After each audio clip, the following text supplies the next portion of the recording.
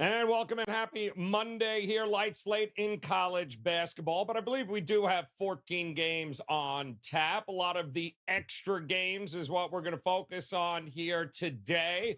We're also going to have a good opportunity to talk about some of the games from over the weekend and maybe a few lessons learned for those of you joining us for the first time. And now that football and the NFL and the regular season is all over, now maybe it's a good time to transition into college hoops, and we have you covered here at WagerTalk TV. So today we'll have a couple of big game breakdowns. We'll have three best bets. We'll do it with three of the best at WagerTalk as we welcome in BP in the house, Bryan Power, Drew Martin, ready to roll here in college hoops, and of course, Adam Trigger here, ready to bestow some knowledge on you guys and hopefully a few winners along the way here. So, BP, welcome in. Happy Monday, man. Hopefully it was a good weekend, but we want to kick it off here with a little bit of the what we learned from over the weekend here. Maybe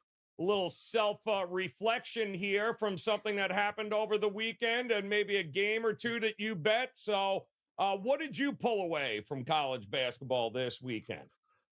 Yeah, a couple things, Joe. In terms of the bets I actually made, this is, I think, an interesting comment to make. I don't know if I necessarily learned anything new. It's just what I thought was somewhat reinforced. Now, the bet I lost on Saturday was Kentucky and Florida. I had Florida. In retrospect, it was probably a mistake to lay the points with Florida against Kentucky. That being said, I still think Kentucky is an overrated team, Joe. I think there's a couple blue bloods that are actually overrated based on name value. I would throw Kansas, believe it or not, on that list as well. When I look at the SEC pecking order, I actually think Kentucky, all said and done, might be the fourth best team in the SEC. I mean, we all know about Tennessee, but I like Auburn as well. I know that makes Drew Martin Betts very happy. I think Alabama has a long time to turn things around as well. I think if you look at some power ratings, if you look at Ken Palm, those kind of places still shine pretty brightly on Auburn and Alabama. So Kentucky, even though they won, they were trailing for 30 of those 40 minutes against Florida. I still think they're a little overrated. The bet I won on Saturday, my best bet was Utah State against Colorado State. And I wrote going into that game that I did not think Colorado State was demonstrably better than the other four teams in the Mountain West. I know Trig has some thoughts on the Mountain West as well coming up.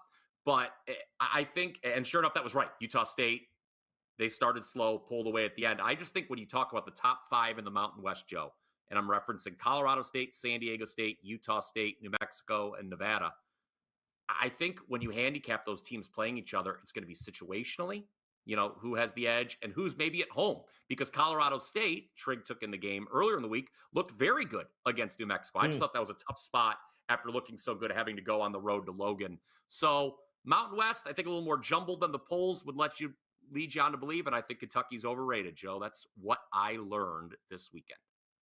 It was a very entertaining game, but Kentucky, name me a season, Drew, because you follow the SEC. Kentucky's not overrated. It's always overrated. It's always overrated with Calipari and company, and it's coming to fruition here again thus far. But welcome in. Happy Monday, Drew. A lot of hoops on your calendar here over the weeks. You've been crushing it. So kudos here on a Monday. When you look back to the weekend here, was there a game, a team, or something you pulled away here that you could share with us?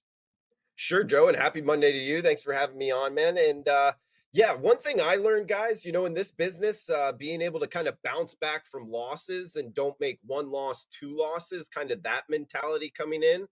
I would say, college basketball, it's almost a shift in your betting getting into conference play, which is just starting now. Most teams with one conference game, if not two. So and what I'm getting at, Joe, is I think teams coming into conference play, particularly early in conference play, look to almost slow it down a little bit. I kind of pump the brakes on just betting overs coming into conference play because I think there's something to, hey, the importance of winning these games is elevated when you're playing in conference. And I think it comes back to coaching, and there's an emphasis on get back on defense, stop the opponent from scoring.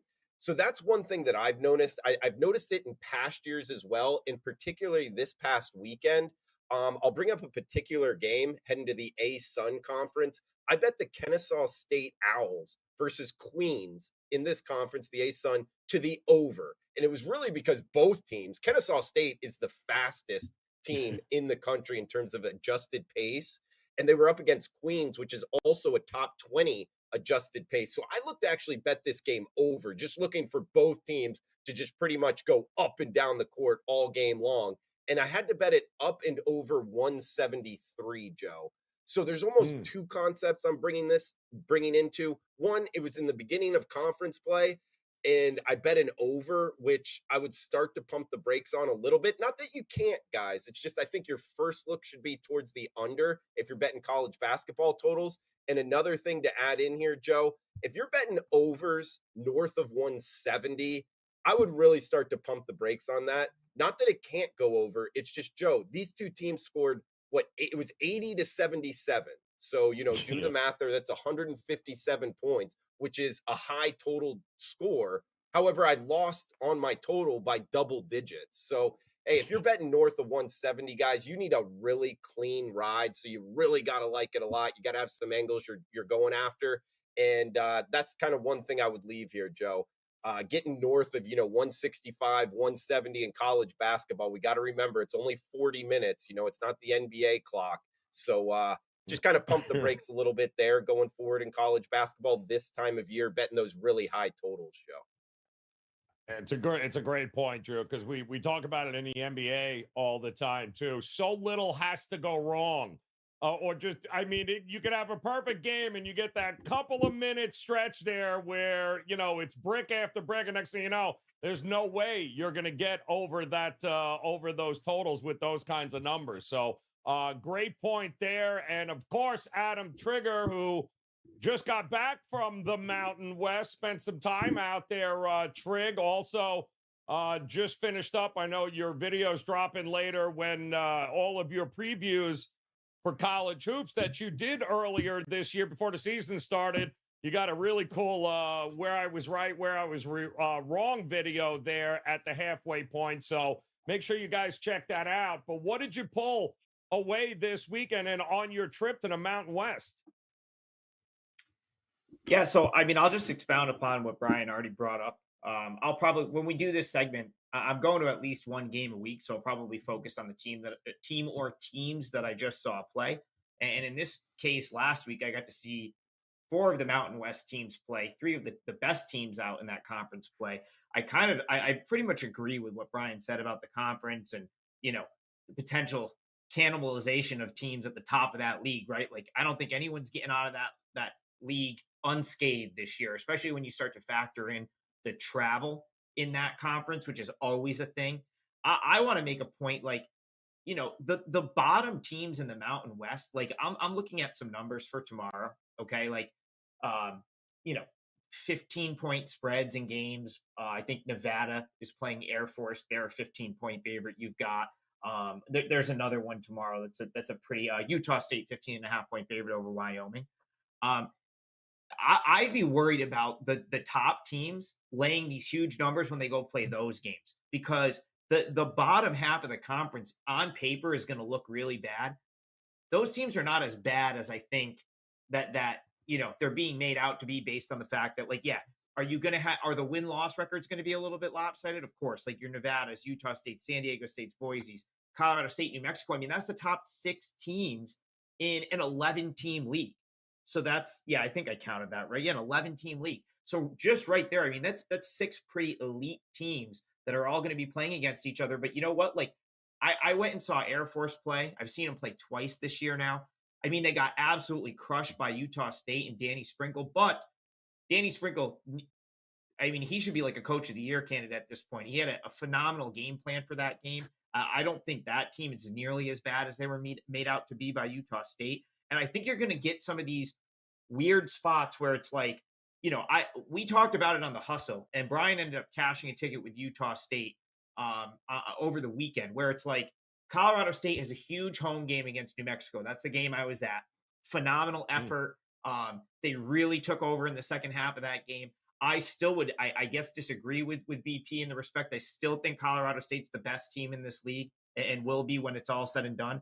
I'd even be willing to argue that Nevada and Utah State, who are currently 1-2, will finish in the top two. I still think, like, over the course of the season, you've got San Diego State, Colorado State. New Mexico is really impressive. That's another one. Like, Colorado State took over in the final 10 minutes of that game, but New Mexico still was really impressive to me. They're going to be in the mix, but it's going to be like the sandwich spots, the situational spots, like BP said.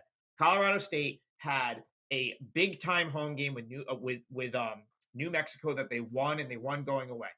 They have Boise State coming up tomorrow, which is a team that blasted them last year. So they've got to be looking ahead a little bit to Boise State. So it was always going to be a tough ask to go out to Logan and win a game. And it was a terrific game. I mean, that was a really good basketball game. Utah State pulled it out. But I think you are going to see that in this conference. You're going to want to, try to pick your spots among the top teams, but don't be afraid to, like, jump in and take like a 15 and a half with a team like a UNLV. That's a good basketball team. I mean, UNLV has blown out Richmond. I mean, they've got a couple of nice wins. They beat Akron, who I think is a good team. Like, Air Force is capable. They're going to be matchup centric in the respect that, like, you're going to want to make sure that whoever you're playing when you've got Air Force is going to allow them to shoot the three a little bit. Utah State did not. But don't just write off the bottom five there, because I bet they cover. They might not win a lot of these games, but when they're catching like 13, 14 points, I bet they cover quite a few of them. Yeah, well, I mean, to your point, UNLV, 9.5-point dog against San Diego State and covered. Didn't win, but they certainly covered there. So that conference is very, very interesting. I think it's going to play out. Should be an awful lot of fun. Let us know when you get to New Mexico, by the way, because can't wait to hear how we have a WagerTalk viewer that he's probably watching this show right now, and he lives out in Albuquerque, and he has now invited me out last year and this year. So I really need to make a point to get out there, because I heard that's like a top 10 atmosphere in all of college basketball. So I got to make it out there for sure. Got to go. All right. So there you go. A little something to catch you guys up here in college hoops. And if you are joining us for the first time here on WagerTalk TV, go ahead, smash that like button if you could. Hit the subscribe button if you haven't done so, as we've got a couple of best bets coming up your way, a couple of breakdowns of some games. Also, again, limited slate here today of a bunch of extra games, which most people have never heard of, but it's a great slate tomorrow, too, and we don't mind taking a look ahead here to break it down, and we'll go back with Bryan Power here to start it off for a big game breakdown, and Houston taking on a very interesting team, Iowa State there, Bri. Besides just making an automatic bet, Houston in the first half, and forget about the game the rest of the time. But it's interesting. I know there's a lot of people very high in this Iowa State team, but there's levels to this. Houston at Iowa State tomorrow. What are you looking at in this one? Yeah, it's not just some people that are high at Iowa State, Joe. It's really the computers, and we'll get to that in a second. The computers love Iowa State, but Houston, Joe, I'll talk about what everybody already knows. They're the only undefeated team in the country left after James Madison and Ole Miss both lost on Saturday. Cougars number 1 in the Ken Pom rating, so the computers love them too. I think they might be number 2, but I'm not going to argue. I like Purdue a little bit more. I think Purdue, Houston, Arizona, a clear top 3 in the country right now. After that, it's difficult to get a broad consensus. I know Arizona struggled a little bit, but they'll get back on track. And my word, Joe, did Houston put it on WVU over the weekend? 89-55 as a 19.5-point favorite. They shot 53% overall, 50% from 3, and they held WVU to 32%. That's West Virginia, of course, and 17% from 3. To your point, Joe, about taking a look at Houston in the first half against West Virginia, it was a 26-point game at halftime. And Houston's last 3 wins now have been by 35, 39, and 34 points. So they're not messing around. Let's talk about Iowa State now, because this is something actually that maybe belonged even in the What I Learned segment, because the 2 teams I am most interested in watching as Big 12 conference play starts was Iowa State, who we'll talk about here again in a moment, and then BYU, the newcomer. BYU and Iowa State, the computers love these two teams despite a relatively weak non-conference schedule. And Iowa State, they lose at Oklahoma, okay, over the weekend, but they're still top 20 in Ken Palm, top 5 in adjusted defensive efficiency. And when I look at this matchup with Houston, it's obviously going to be tough, but it's in Ames, and I expect the Cyclones to shoot better than 18% from three. That was their percentage against Oklahoma. Why do I expect them to shoot better than 18% from three? Well, obviously 18% is terrible, but also this is a team that shoots 36% for the year from behind the arc. So Iowa State should be better offensively here at home than they were against Oklahoma. And I think the key, Joe, when handicapping this, pace. Iowa State plays fast, 89th in adjusted tempo. Houston, they like to go slow, 325th. So whoever dictates pace is probably going to be in good shape. I would have loved to get 5.5 here with Iowa State. Of course, there's a lot of things in life I would love to get, but it doesn't look like 5.5 is going to be available, Joe. It's going to be 3.5 or 4, looking at the WagerTalk.com odds screen. But really, anything more than one possession, I would lean towards the Cyclones for the game. I'm going to trust what the computers think. This is a good defensive team. And call me crazy, Houston's not going to win them all. No, they certainly aren't. They'll probably win all the first halves, though, the way they're rolling at this particular point. They may have to come and catch them up, though. I'd be shocked to see if they can actually come from behind in the second half because, they almost never have to there. Good stuff there. Again, that's tomorrow, guys. Big matchup, Iowa State and Houston. And, Drew, you've got the another game I'm going to be very interested in seeing, and that is with BYU, who at home just could not get it done against Cincinnati. Pretty impressive job there, but they certainly had a chance there late to get it done, but they didn't. Now they got to take on Baylor, who went to Stillwater and won barely, but they won, although didn't cover the 5.5. What are we going to get here tomorrow there against the Pokes there? But what are we going to get at Baylor with BYU now? Sure, Joe. Yeah, staying in the Big 12 conference and a big one for both teams, really. I mean, everybody probably knows Baylor, or hey, if you're just getting into college basketball now after football season, Baylor had some big wins, particularly against the SEC, Auburn, and Florida. So getting some kind of recognition there nationally. But going up against BYU here, Joe, I actually like the Cougars. And the Big 12 conference, all the changing in the offseason. We got BYU, Houston, Cincinnati, UCF coming into the new conference. How are these teams going to do early in conference play? I think it's a great angle as a handicapper to kind of get into. And I like it here in this one. And we are seeing the early kind of global market, the opening of the world opener anyway, seeing 3.5 here. That's Baylor as the home favorite against BYU. Keep in mind, guys, depending when you're watching this, there could be some big changes. And I actually like this 3.5 on BYU as the underdog. First off, you saw the graphic there, the best ATS teams in the country, BYU up there near the top. They're 12-2 straight up, Joe. They're also 11-3 against the spread. So they've been a money printer here. I like riding on teams that have been good against the spread. Baylor, like you mentioned, coming off of that overtime game, having to travel back from Stillwater. And also the matchup handicap here, Joe. This is what's really pointing me on the Cougars. Baylor is the number 1 3-point shooting team in the country this point in the season. However, their last 4 opponents, all outside the top 100 in terms of 3-point defense, particularly being Mississippi Valley State, they can't guard anybody. They were racking up threes against them. So it's one of those things where you take, yes, good percentage shooting, but it's teams that really can't cover the 3-point line. And now they're going up against BYU, who is a top 5 team in terms of 3-point defense. That's something that I tend to think and tend to handicap travels, and it's not as volatile how you guard the 3-point line. And sure enough, the last time Baylor faced a team in the top 100 in 3-point defense, guys, they lost by 24 points to Michigan State. So this is an angle I am hammering here. I think BYU guards Baylor pretty well on the outside, and BYU catching 3.5 right now. I think the dog stays within the number, Joe, and I'd actually look to bet the money line on BYU here. One of the best teams against the spread this point in the season. Give me the Cougars on Tuesday, Joe.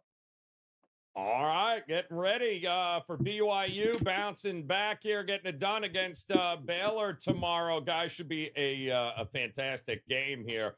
And Trig, you pulled out one also tomorrow, ACC bound. Duke taking on Pitt here. Two interesting teams up to this particular point. What are you expecting with Pitt and Duke tomorrow?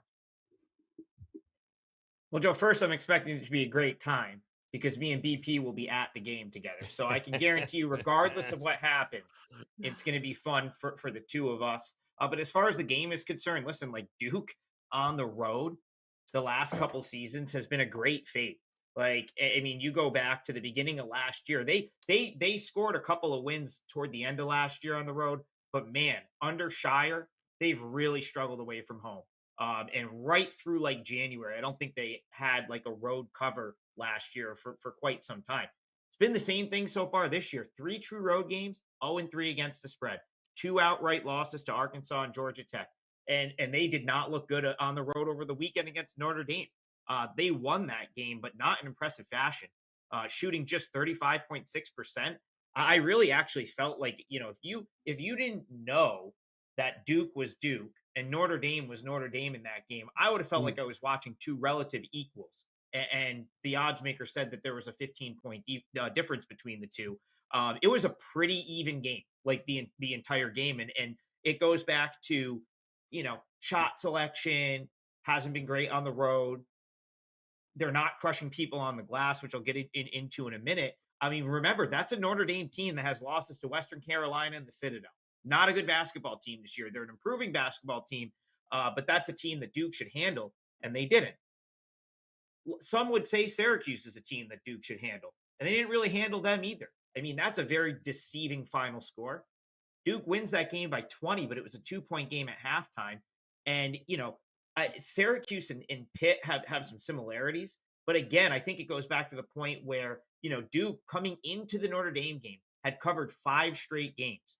But the Cuse game wasn't, overly convincing. And then I was at the Duke Baylor game, and that was a game where Baylor had a 6-point lead, and Duke got about every call for a 5-minute stretch to flip a 6-point deficit into a 7-point lead. And if they don't call a shooting foul against Filipowski, Duke may have gone down 10, and who knows, may have even lost that game. So I think Duke is inflated from that run. I think they've been a little bit fortunate to win in the manner they've won, right? Like, go back to the Baylor game. They ended up pulling away, winning by 8.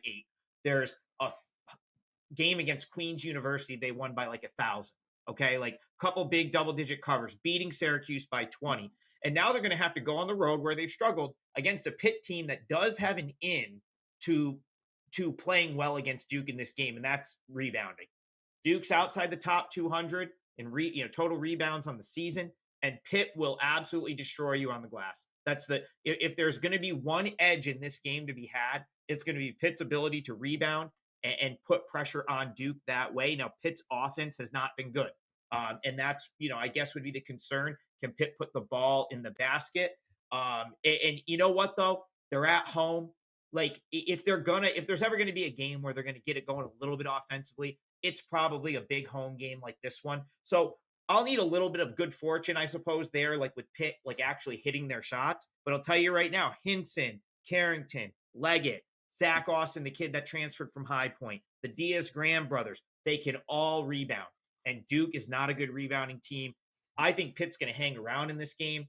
I think right now the opener is 5, maybe 5.5. I haven't really shopped it around yet, but I'll be on the Pitt Panthers in person tomorrow night. I think they are going to make this a total scrap, make it ugly, and keep it within 5 points against Duke. Maybe even get the outright win. It should be a good one here. Nobody's playing around in college basketball anymore. It's conference time. It's time to put up or shut up here, and some great games on that card tomorrow. But we do have some best bets here we're going to get to. Do want to remind you, though, guys, the opportunity today, time is running out, that opportunity to get 37 days of all access with your favorite handicapper, whether it be Drew Martin, whether it be Brian Power or Adam Trigger. No coupon needed. Head over to their page right now, WagerTalk.com, And if it is college basketball, you like, guys, these get 37 days of all their college basketball for just one low price. Awesome stuff there. Take advantage of it. The New Year's sale going away in T-minus, so I don't know, 7-8 hours. So take advantage while you can, while we get some best bets lined up here for you, and we'll get back to the top. BP, come on. It's just chock full of fantastic games here today, as well as tomorrow. But what did you pull out for us here for a best bet today? Well, Joe, as you know, I'm certainly no stranger to picking out the most obscure matchups to break down here on the program. And for Monday, I had really no choice. So it's Incarnate Word and Lamar. We will be getting to that momentarily by breakdown. Just a little housekeeping, though, first. Number one, I will almost certainly be putting my 11-game in-person understreak on the line for Duke Pitt. I just saw that total flash while Trig was talking about it. I would like to thank the Washington Wizards publicly for another in-person under wager that I won because they are really, really bad. But that's the NBA, and that's a different show. College football tonight, obviously 4% championship game. 4% best bet I have on the championship game. It's been a great end to the college football season, Joe. 18-8 runs, 7-3 last 10 bowls. And my last 4 sides rated 4% or higher were Utah over Northwestern, Northwestern over Utah, USC over Louisville, Missouri over Ohio State, and then the big 5%. Michigan over Alabama. So I'm really looking forward to tonight's side and another big finish to the college football season. Now, Incarnate Word and Lamar, what do you need to know? Well, neither of these teams are very good. Incarnate Word, 323rd overall in the KenPom ratings, 346 on defense, so really circling the drain at that end of the floor. And this comes against the strength of schedule, Joe, that's also outside the top 300. So not only do they have bad metrics, it's not exactly like they're facing the toughest teams in the country. They've lost 7 of 9, has Incarnate Word. Their 2 wins, one was by a single point as a 14.5-point dog at Illinois, Chicago, UIC. The other win for Incarnate Word came against one of your favorites, I know, Joe, Our Lady of the Lake. I think we'll just, I don't know who that is. I don't know where they are. I know we always have fun with these teams, but we're just going to move on from Our Lady of the Lake. I think we've all been there once or twice, but let's talk about Lamar instead, shall we? Also not a good basketball team. 275th overall at KenPom, 317 adjusted defensive efficiency, but those numbers are better than Incarnate Word. Lamar's at home here. They've won 3 of 5. One of those was against Paul Quinn. Again, I don't know where they get these teams from. I assume Paul Quinn is a team, Joe, and not just one poor guy they made play 1-on-5. But Lamar killed him, and Lamar has won several games by 20 points or more recently. So I like Lamar here. I'll lay the 7 if I have to. They're a better rebounding team. They're a better three-point shooting team. And they should create some extra possessions by forcing turnovers. Incarnate Word does not take good care of the basketball. And they don't score enough, I think, to stay within the number. So Lamar -7, Joe, is your best bet for Monday. I think what'd you say, Ladies of the Lake? Ladies of the Lake. Ladies of the Lake, I'm pretty sure they played. You can preview them next year, Joe. Yeah. You can preview them next year. Our Lady of the Lake. On StubHub looking for tickets right now for Ladies of the Lake. Let's see. Drew, come on and save us here, please, my man. The card is actually, there are some decent spots with a lot of these mid-majors tonight. Give us a game that you're looking at here and tell us who should we be betting.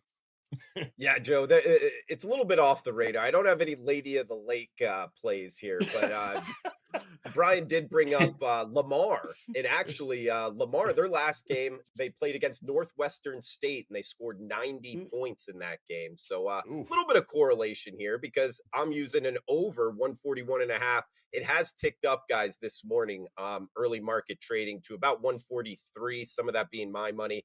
I like the over here. McNeese State and Northwestern State. Couple reasons why. We get Northwestern State. Talked about Lamar scoring 90 against them. This is either the worst or the second worst, depending what kind of metrics you want to go off of. Defensive efficiency team in the country, meaning there's 360 plus teams in the country, guys. This team can't stop anybody. They give up 90 to Lamar. They give up 96 points the game before that. They've given up 80 plus points in 8 of their 14 games this season. So getting back to they can't stop anybody and up against McNeese State, one of the better teams in the Southland Conference. They've scored 90 plus in 4 games this season. They're the number 3 team in the country in 3-point shooting. So when you're betting a team that's really good from the 3-point line against a defense that can't stop anybody, that's usually a good metric to score a lot of points. They've hit 42% from 3-point range. So watch out here, guys. They might get to 100 points here, Joe, triple digits. I wouldn't be surprised. And maybe the most important here, their head coach for McNeese State, the Cowboys, by the way, up against the Demons of Northwestern State. Their head coach, Will Wade, you might remember him from his LSU days where he was a heck of a coach, had some problems off the court, if you will, and that's putting it nicely. But either way, something you'll remember from those LSU days. He used to run up the score when he had the opportunity here, Joe. So over 143 it is right now, guys. I like it up and over. McNeese State likely gets to 90, Joe. I wouldn't be surprised if they get to triple digits here. This gets ugly, and it also gets up and over. That's my best bet. The over in McNeese State and Northwestern State tonight.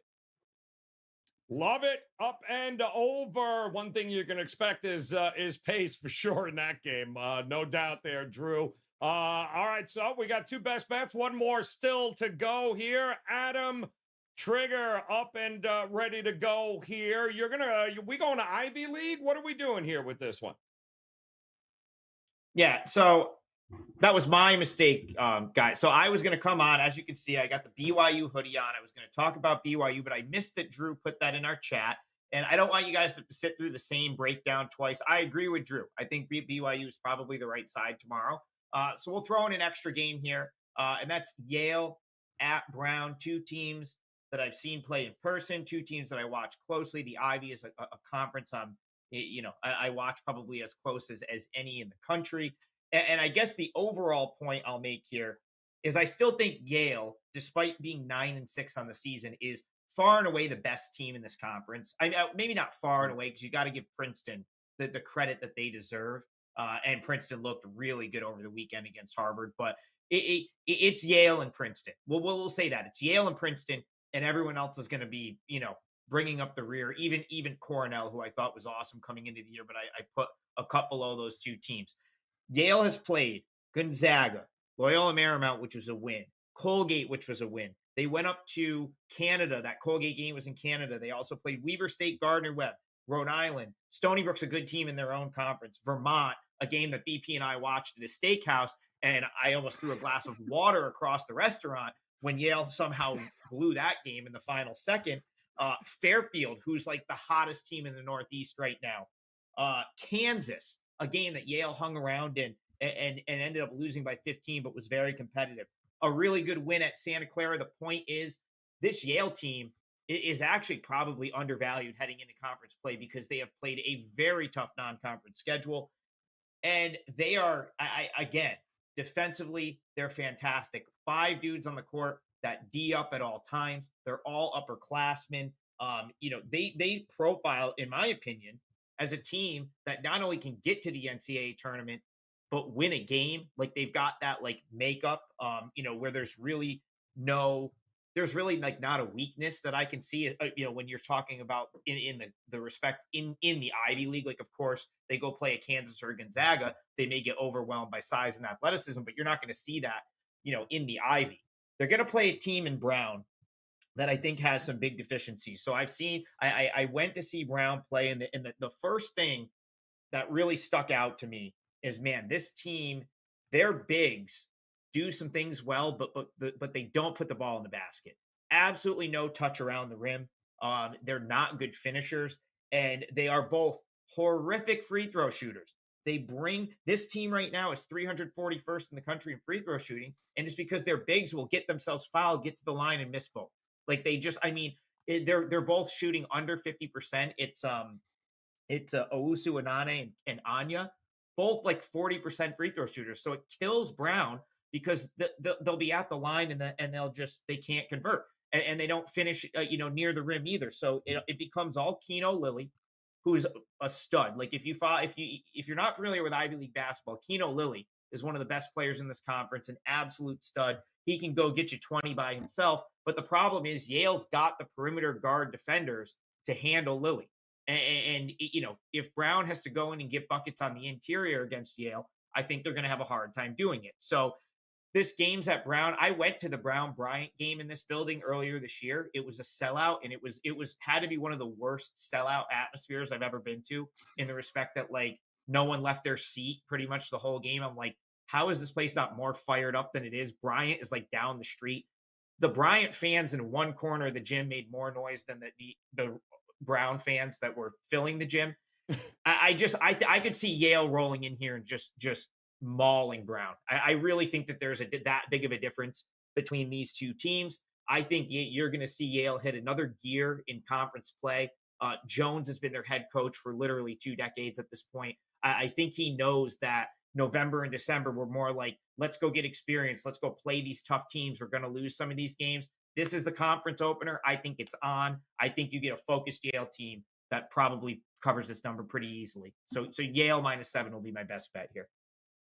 All right, love it. Yale going to kick it into another gear, not quite like the ladies of the lake, but we'll have we will absolutely have a breakdown for one of those games at some point between them and Wilberforce. We've got you covered. We cover everything here on the College Basketball Tip-Off Show, and we want to thank you guys for hanging with us. 3 big game breakdowns coming up in the next 24 to 48 hours. You got a couple of best bets here for tonight to take a look at, and get you guys caught up here with a few of the concepts and where we stand in some of these divisions here. We went over that as well. What do you got, Trick? Don't tell me you got tickets to the ladies of the lake. No, I just think like I don't know how this doesn't get more. I don't know how this doesn't get more play on our shows. Bryan Power is going for an 11th straight under in a game that he attends tomorrow. So like the dude has been to 10 games consecutively. 12 now. This will be going for 12. This is going for 12. Oh, 12 straight. All sports? Yes. The last 11 times Really? Bryan Power's been in the building at a game, the game has gone under. And him and I are going to Duke Pitt tomorrow. So, I mean, do we have the number should be yet, a 2-point move. I think it's already moved. People know Bryan is going based on this show. Oh, no. It's what are we I think it's seeing 147. here, man? Duke Pitt. I mean, I guess we got to bet the down to under. 146.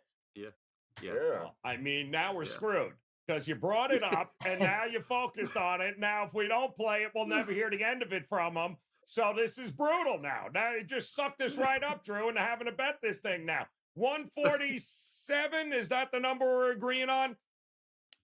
That's what it looks like to me. We sit close enough to the court where we're at Kent State and he's yelling, "Don't foul."